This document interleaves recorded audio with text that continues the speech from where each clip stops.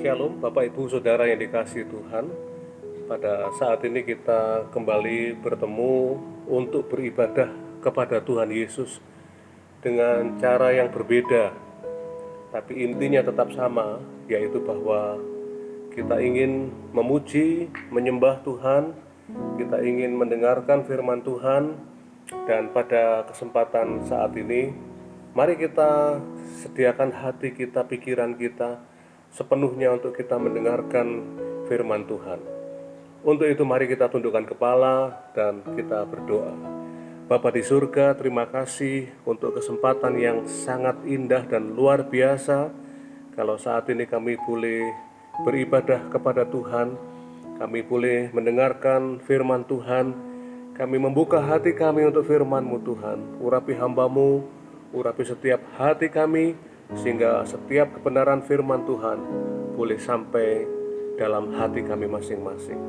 Kami mengucap syukur, kami berdoa dalam nama Tuhan Yesus. Haleluya. Amin. Bapak Ibu Saudara yang dikasihi Tuhan, firman Tuhan pagi hari ini akan berbicara mengenai spiritual distancing.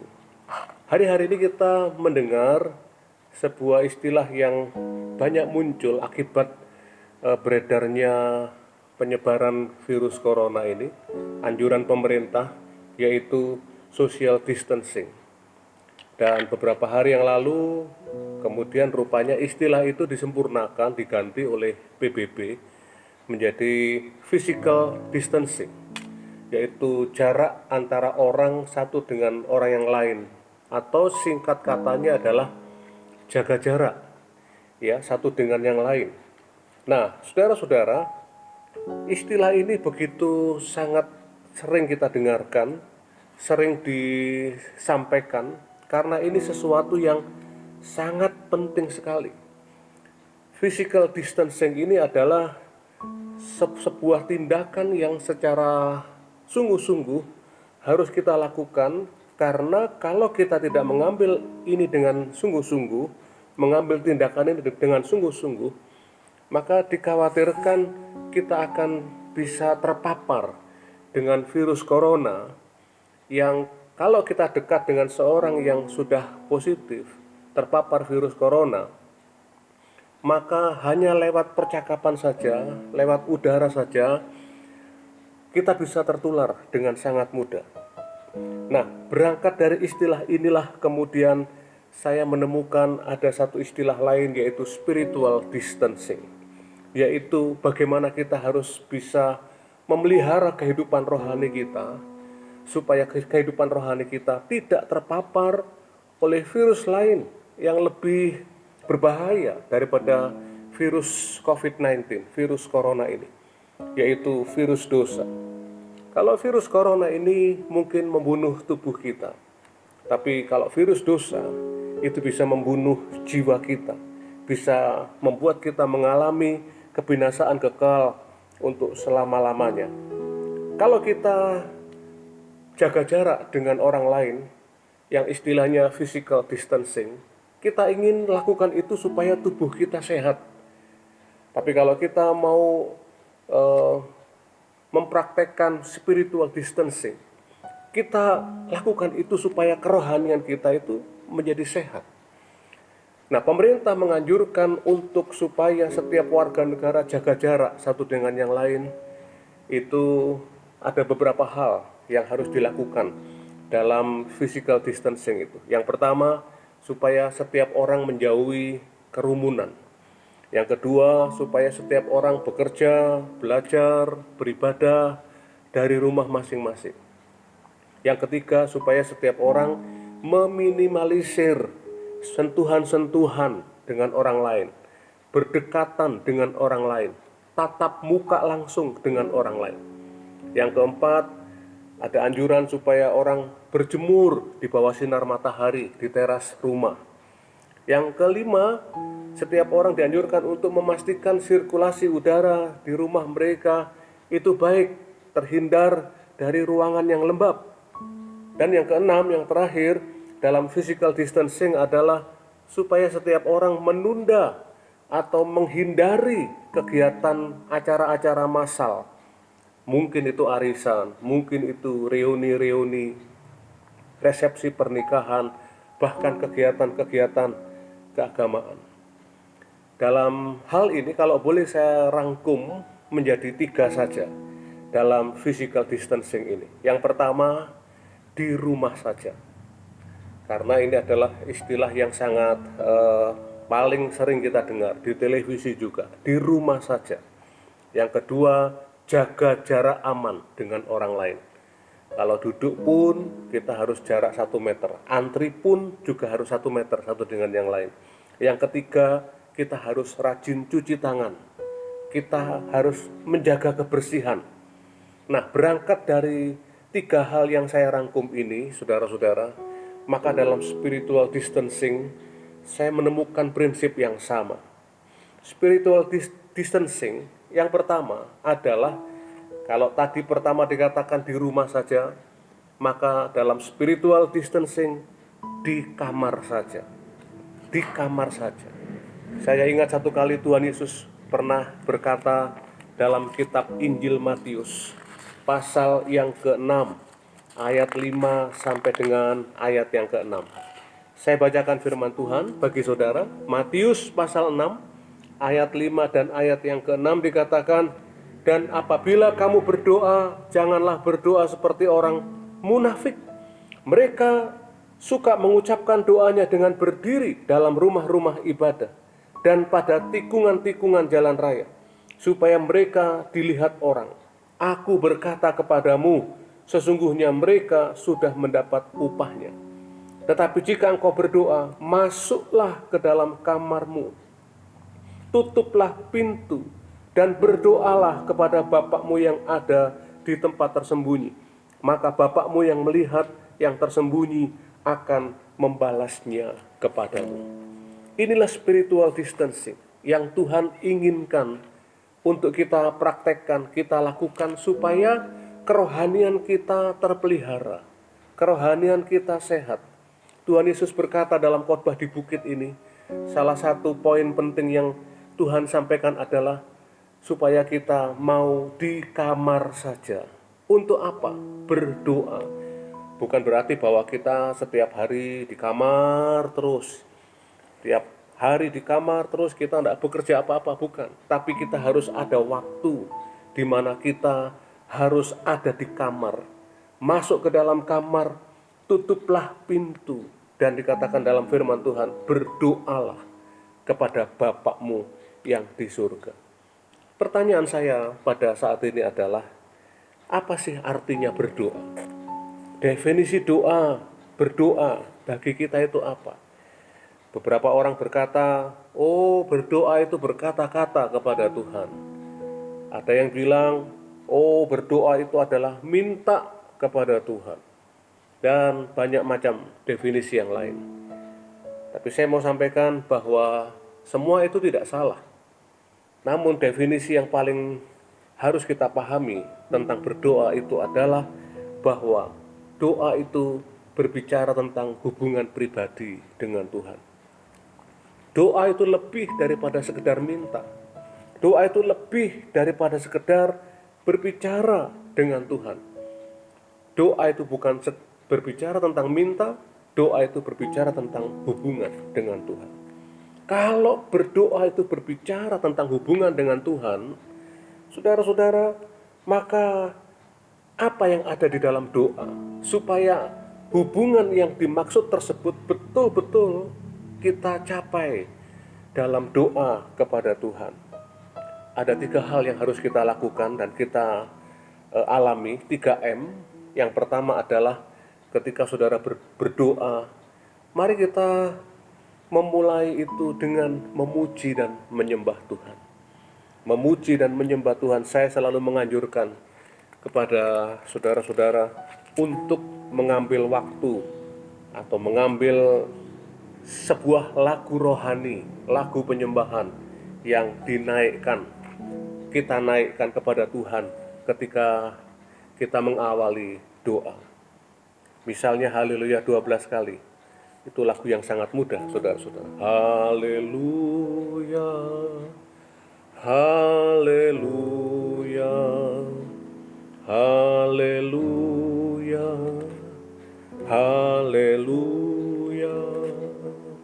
kemudian kornya. Haleluya,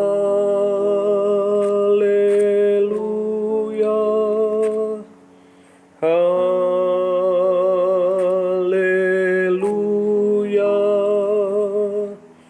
haleluya,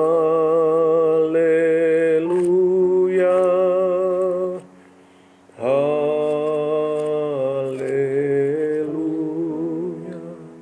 Beberapa kali saudara naikkan pujian ini, kemudian saudara ambillah waktu untuk menyembah Tuhan. Haleluya, terima kasih Tuhan, hamba menyembah Engkau. Terima kasih Yesus. Sembah Tuhan selama beberapa waktu lamanya, saudara-saudara. Itu M yang pertama, memuji dan menyembah Tuhan. Kemudian masuk ke M yang kedua, yaitu apa? Menaikkan permohonan. Kita berdoa untuk bangsa negara kita Indonesia yang sedang berjuang untuk melawan penyebaran virus corona, virus COVID-19 ini. Supaya Presiden Indonesia diberi hikmat oleh Tuhan sehingga bisa mengatasi penyebaran virus yang sangat mengkhawatirkan ini. Yang dari hari ke hari kita lihat di televisi, di berita-berita, semakin mengkhawatirkan. Berdoa untuk para pemimpin rohani kita, untuk pekerjaan Tuhan, untuk gereja. Berdoa untuk saudara-saudara kita yang lain, saudara seiman, yang mungkin mereka sedang lemah, mereka mundur dari Tuhan. Berdoa untuk keluarga kita, berdoa untuk yang terakhir, untuk diri sendiri. Kita punya masalah, kita punya kerinduan, pergumulan. Naikkan doa itu kepada Tuhan. Dan kemudian akhirilah dengan ucapan syukur.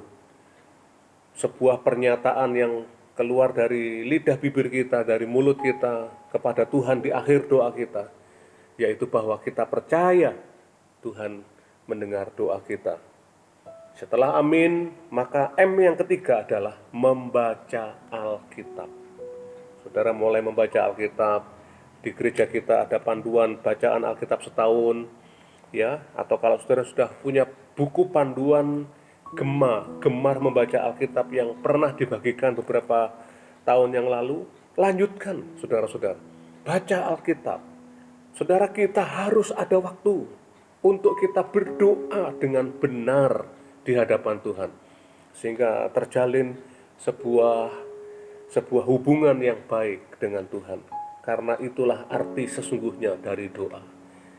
Saudara-saudara, untuk apa kita berdoa dengan kata-kata yang bagus, berdoa dengan panjang, tapi kita tidak ada hubungan sama Tuhan? Bisa kan? Banyak orang berdoa di mana-mana, tapi mereka tidak ada hubungan dengan Tuhan. Bukankah lebih baik ketika mereka masuk dalam doa, tiba-tiba hadirat Tuhan turun, mereka menangis, hancur hati, nyembah Tuhan. Dan itu sesuatu yang lebih dari cukup.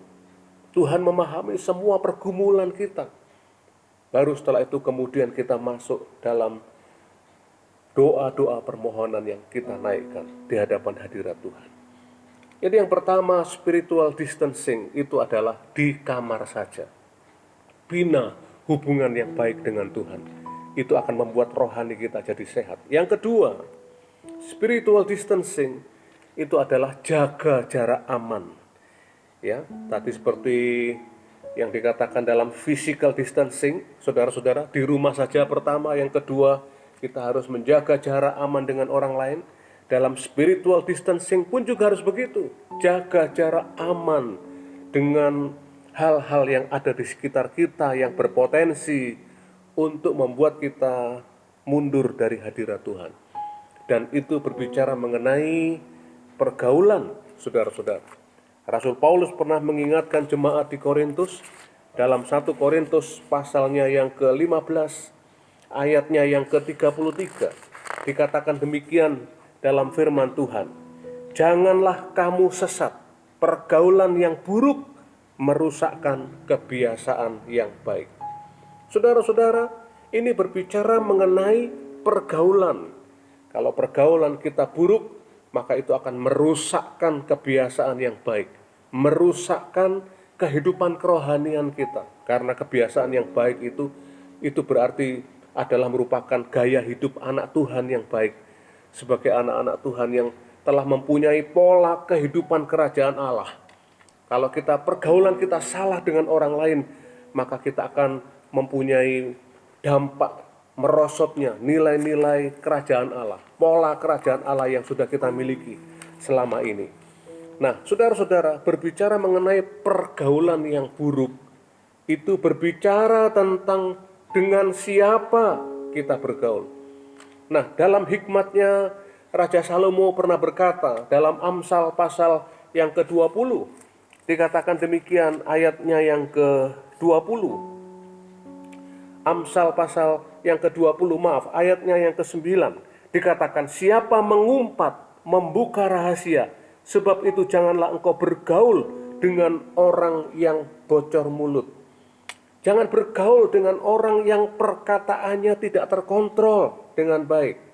Kemudian di ayatnya yang ke-24, ayatnya yang ke-24, dikatakan demikian, langkah orang ditentukan oleh Tuhan, tetapi bagaimanakah manusia dapat mengerti jalan hidupnya? Suatu jerat bagi manusia ialah kalau ia tanpa berpikir mengatakan kudus, dan baru menimbang-nimbang sesudah bernasar. Saudara-saudara, itu berbicara mengenai perkataan-perkataan yang tidak terkontrol dalam kehidupan kita, yang membuat kita akan kehilangan kebiasaan yang baik. Saudara-saudara, hati-hati ya. Kalau kita bergaul, kita harus tahu dengan siapa kita bergaul. Kita akan menjadi seperti dengan siapa kita bergaul. Kita harus bisa memilih dan memilah siapakah yang harus dengannya kita punya hubungan yang baik, hubungan yang bisa saling curhat satu dengan yang lain. Artinya kita bisa bergaul dengan mereka. Kita tidak bisa bergaul dengan semua orang, saudara-saudara. Kita bisa berteman dengan semua orang, itu harus. Tapi kalau bergaul, itu harus dengan orang-orang tertentu saja, saudara-saudara. Jadi kalau kita bergaul dengan beberapa orang yang sungguh-sungguh takut akan Tuhan, yang cinta Tuhan, pergaulan itu membawa kita bisa lebih dekat pada Tuhan, itu pergaulan yang baik. Tapi kalau pergaulan itu membuat kita menjauh dari Tuhan, makin malas ibadah, makin malas pelayanan, makin malas berdoa, saudara-saudara, itu pergaulan yang buruk, ya. Karena pergaulan yang buruk itu akan merusakkan kebiasaan yang baik. Kita harus pandai memilih dan memilah dengan siapa kita bergaul, saudara-saudara.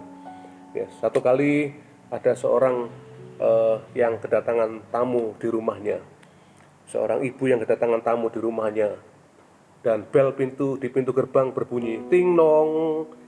Kemudian ternyata setelah keluar pembantunya, oh nyonya ini ada dari Pak Pos kirim paket. Oh ya sudah, terima aja. Diterima, meskipun gerbang tidak dibuka, paket itu diterima begitu saja. Kedua, ada tamu lagi, ting dong. Kemudian pembantu keluar lagi dan berkata kepada ibu rumah tangga di situ, nyonya ini teman arisan. Oh ya, silahkan buka, suruh masuk ke ruang tamu. Kemudian yang ketiga bunyi lagi, ting dong. Nyonya, ini ada saudara nyonya yang baru datang dari luar kota. Oh iya, suruh masuk aja ke ruang makan, kita akan makan bersama. Dan kemudian yang lain, keempat, ting dong, bunyi lagi. Siapa bi? Kemudian pembantu berkata, nyonya, suami nyonya baru datang dari kerja. Oh iya, suruh masuk kamar. Nah, itu tepat sekali, saudara-saudara. Jadi kalau kemudian ada suara bel yang berbunyi ting dong, bibinya lari ke depan dan kemudian berseru kepada nyonya, nyonya, ini ada tukang pos datang. Kemudian ibu rumah tangga berkata, masukkan kamar. Nah, itu tidak tepat, saudara-saudara. Jadi kita harus tahu dengan siapa kita bergaul. Ya, dalam Mazmur pasal yang ke-19, kalau kita melihat ayat ini bersama-sama, Mazmur pasal 19 ayat yang ke-14, saya temukan dalam ayat ini prinsip pergaulan yang baik. Ya, Mazmur pasal 19 ayat 14 dikatakan demikian. Mazmur pasal yang ke-19 ayat 14. Lindungilah hambamu juga terhadap orang yang kurang ajar.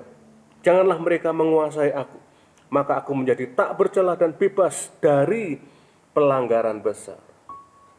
Saudara-saudara, maka pergaulan yang baik itu akan membuat kita jauh dari pelanggaran-pelanggaran yang akan kita lakukan. Sebaliknya, pergaulan yang baik akan membuat kita hidup dalam kebenaran di hadapan hadirat Tuhan.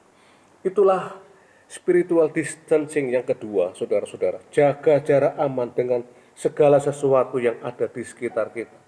Artinya adalah bahwa ketika pergaulan kita baik, maka itu akan membawa kita semakin dekat dengan hati Tuhan. Dan yang ketiga, yang terakhir, saudara-saudara, spiritual distancing itu artinya yang ketiga, kita harus menjadi orang Kristen yang rajin cuci tangan. Apa itu? Menjaga kebersihan. Saudara-saudara, kalau di dalam physical distancing atau social distancing beberapa waktu lalu, maka semua dianjurkan untuk cuci tangan. Ya, Ibu Gembala sudah mengajarkan kepada jemaat bagaimana mereka bisa cuci tangan, caranya supaya tangan betul-betul bersih. Dianjurkan pakai sabun, karena kalau pakai sabun 20 detik itu kuman-kuman akan mati. Saudara-saudara, itu berbicara mengenai bagaimana kita menjadi orang Kristen yang mau dibersihkan, yang siap untuk dibersihkan, rajin cuci tangan, rajin untuk kita membersihkan diri dari semua hal yang kotor dalam kehidupan kita. Dan siapa sih orang yang tidak pernah berbuat salah, saudara-saudara? Tidak ada. Orang yang kelihatannya paling rohani sekalipun tetap hidupnya penuh dengan ketidaksempurnaan. Masih banyak kesalahan yang dibuat. Tapi yang penting adalah bagaimana dia merespon teguran yang diterima oleh dia ketika dia berbuat salah. Saya ingat satu kali Raja Daud ditegur oleh seorang nabi yang bernama Nabi Nathan. Daud ini berbuat dosa dengan dia mengambil paksa Batsheba, istri Uria, untuk menjadi istrinya. Padahal Daud ini sudah punya keluarga, sudah punya banyak istri, tapi ternyata dia masih serakah. Dia jatuh dalam dosa, dan akhirnya Nabi Nathan datang menemui Daud ke istana, dan Nabi Nathan ini kemudian berkata kepada Daud bahwa ada seorang yang sangat kaya raya kedatangan tamu, dan ketika tamu itu datang, orang kaya ini merasa sayang untuk menyembelih seekor dari kambing dombanya yang sangat banyak itu. Malah dia mengambil paksa seekor domba satu-satunya kepunyaan tetangganya yang miskin itu, disembelih dan kemudian diberikan kepada tamunya. Kemudian Nabi Nathan bertanya kepada Daud, apakah yang harus kita lakukan kepada orang itu?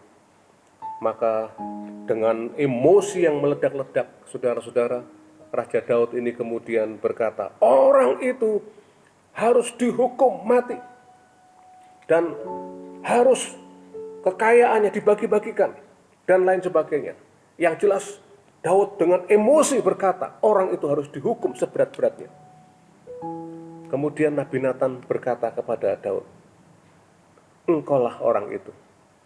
Engkaulah yang mengambil domba satu-satunya milik tetangga yang sangat miskin itu.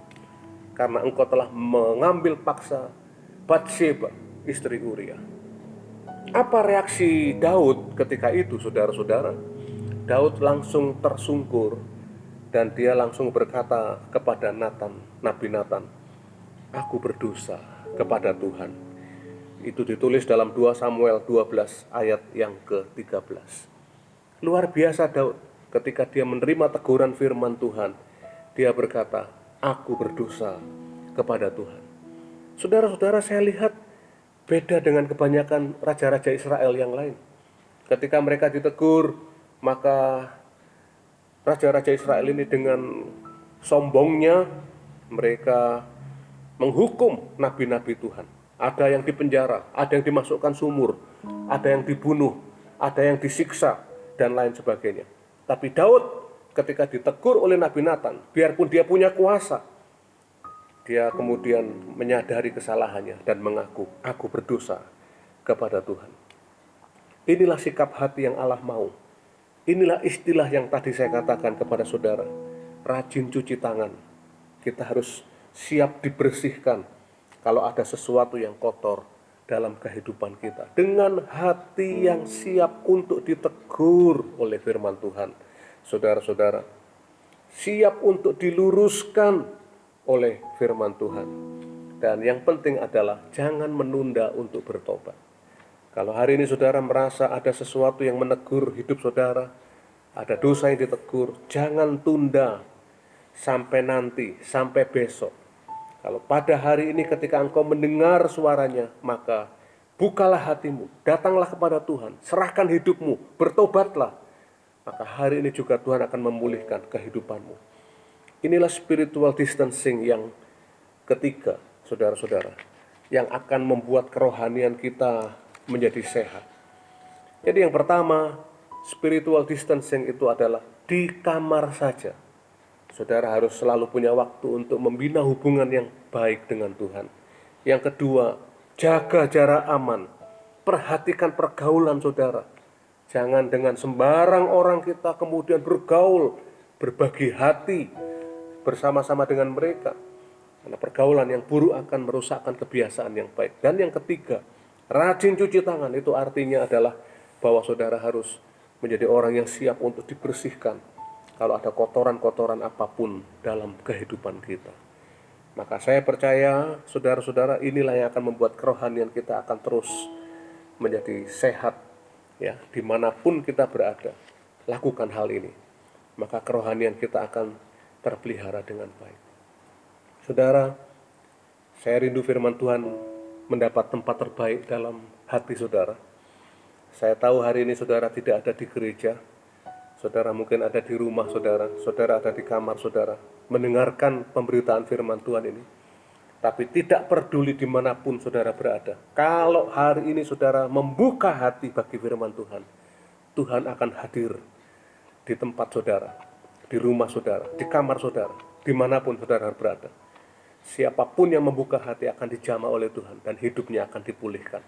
Karena itu, bukalah hatimu, terimalah firman Tuhan, sambutlah firman Tuhan, dan lakukanlah firman Tuhan.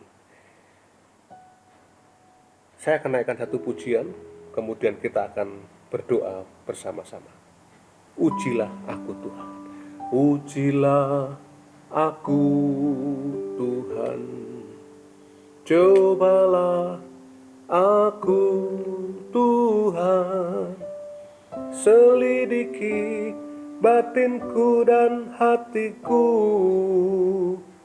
mataku tertuju padamu, aku cinta padamu Tuhan, aku rindu hadirat-Mu Tuhan, aku ingin selalu dekat padamu, menikmati kehadiran-Mu. Ku nyanyi Hosana bagi Rajaku yang duduk di tahta. Aku muliakan dan ku agungkan, Kau layak disembah. Mari kita tundukkan kepala bersama, kita berdoa. Bapa di surga, terima kasih buat firman yang sudah kami dengar pada saat ini. Kami rindu kami boleh menjadi umat Tuhan, anak-anak Tuhan yang menjaga kehidupan kerohanian kami dengan baik, supaya virus-virus dosa tidak masuk dan merusak kehidupan kerohanian kami. Sebaliknya, hidup kami terpelihara dari semua itu. Hidup rohani kami menjadi sehat, kami menjadi makin dekat dengan hati Tuhan. Roh kami makin berkobar-kobar, dan kami selalu rindu untuk makin hari makin dekat lagi dengan Tuhan.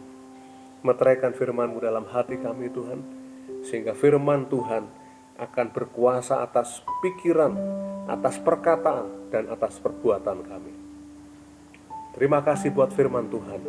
Kami mengucap syukur, kami berdoa dalam nama Tuhan Yesus Kristus. Haleluya. Amin. Bapak Ibu Saudara, saya rindukan saudara tetap ada dalam hadirat Tuhan dan tetap hidup berkenan di hadapan Tuhan tiap hari, memelihara hubungan pribadi dengan Tuhan, dan terus-menerus hidup dalam keintiman dengan Tuhan tiap hari. Sampai jumpa lagi. Tuhan Yesus memberkati kita semua. Shalom.